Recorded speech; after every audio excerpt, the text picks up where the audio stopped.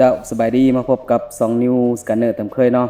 สำหรับคลิปนี้พวกเรายังคงมาต่อกันกับเครื่องบินรุ่น Gripen EF ที่มาแห้งในวงการจัดซื้อเครื่องบินรบหลังจากที่ละลายศาสตร์แมนต้องการเท F-35 ของสหรัฐเนื่องจากว่าการบริหารประเทศภายใต้รัฐบาลของทรัมป์เฮ็ดให้พันธมิตรมีความคอนแคลน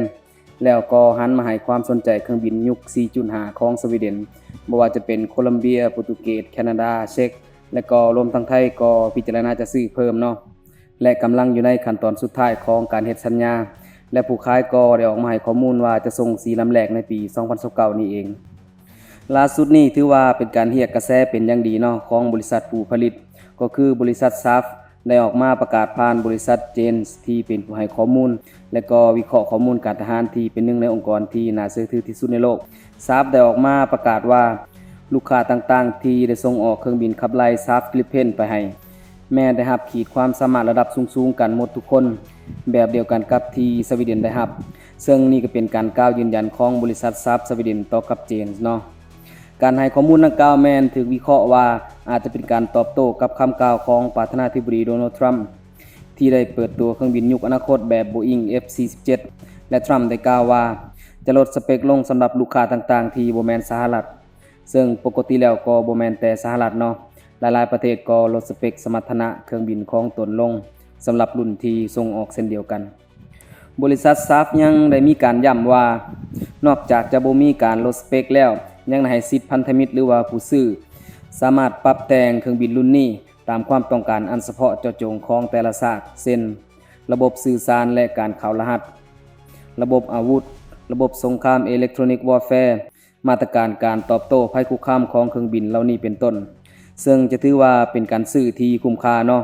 ได้ทั้งการเข้าโค้ดรหัสและระบบต่างๆแบบเต็มรูปแบบแต่ว่าราคาต่อคันบอกเลยว่าค่อนข้างโหดเนาะแพงกว่าซู35ของรัสเซียแต่ว่าข้อดีของ Gripen EF ก็คือการบำรุงรักษาและการคุ้มครองจัดการแม้นประหยัดกว่าทั้งซู35และก็ F-35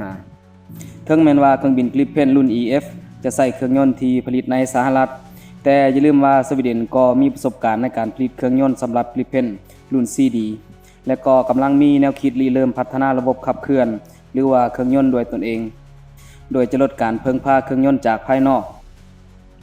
และก็อย่าลืมว่ายุทโธปกรณ์หลายๆอย่างของแต่ละประเทศแม้นก็ได้พึ่งพาอะไรจากประเทศอื่นทั้งนั้นแม้แต่เครื่องยนต์ F-35 ของสหรัฐ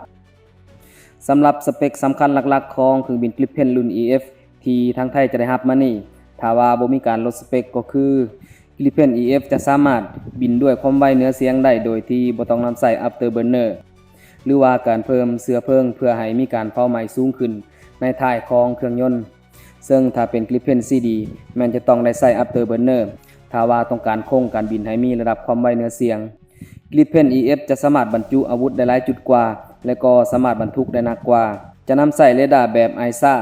ซึ่งเป็นเรดาร์สุดทันสมัยที่เครื่องบินยุคที่5อย่าง F-12 แล้วก็ซู57ใส่กันระบบอิเล็กทรอนิกส์วอร์แฟร์ต่างๆแม้นจะถูกออกแบบมาสำหรับสงครามในสมัยใหม่ทั้งหมดและก็ระบบทำภารกิจแม้นเป็นระบบเปิดซึ่งจะเฮ็ดให้การบูรณาการหรือว่าการประกอบอาวุธเข้ากันง่ายขึ้นการอัปเกรดก็ง่ายขึ้นและไวขึ้นขอขอบใจ